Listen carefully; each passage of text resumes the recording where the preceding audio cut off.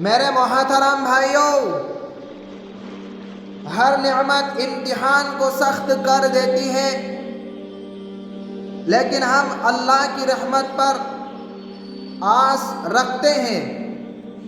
ساری دنیا سے اللہ کہتا ہے کہ مجھے راضی کرو، اور خود یہ کہتا ہے کہ میرے حبیب میں نے آپ کو راضی کرنا ہے۔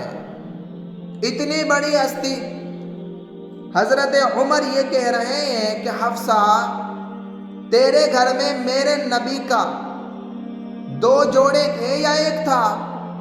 کہا جی ایک تھا۔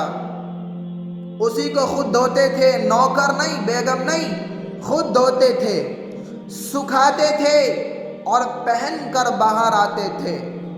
کئی دفعہ ایسا ہوا ہے کہ نہیں ہوا ہے کہ نماز کا ٹائم آیا اور بلال نے آ کے آواز لگائی کہ یا رسول اللہ، نماز کا ٹائم ہو چکا ہے، اور آپ فرماتے تھے کہ بلال ابھی میرے کپڑے خشک ہونے پائے۔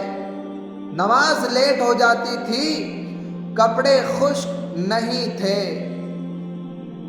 اور تمہیں وہ دن یاد ہوگا کہ ایک دفعہ جوڑا بھی نہیں تھا، ایک چادر ہی تھی، اسی کو گلے میں اور بدن میں لپیٹ کے نماز پڑھائی۔ او میرے بھائیوں، اور تمہیں وہ دن یاد ہوگا کہ ایک دفعہ چادر بھی نہیں تھی تو ایک انصاری عورت سے کپڑے ادھار مانگ کے جا کے نماز پڑھائی۔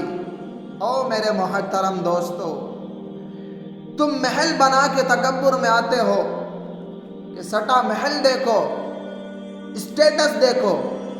لعنت ہے میری اور آپ کی سوچ پر کہ تم نے پیسے کو اسٹیٹس بنایا، تم نے سونے اور چاندی کو اسٹیٹس بنایا، تم نے اپنی فیکٹری، محل، گاڑیوں کو اسٹیٹس بنایا۔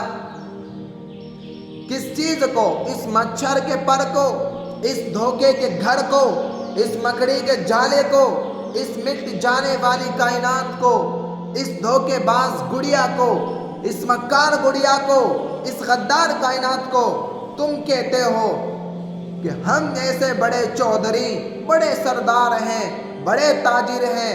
کیا ہے؟ مچھر کا پر، دھوکے کا گھر۔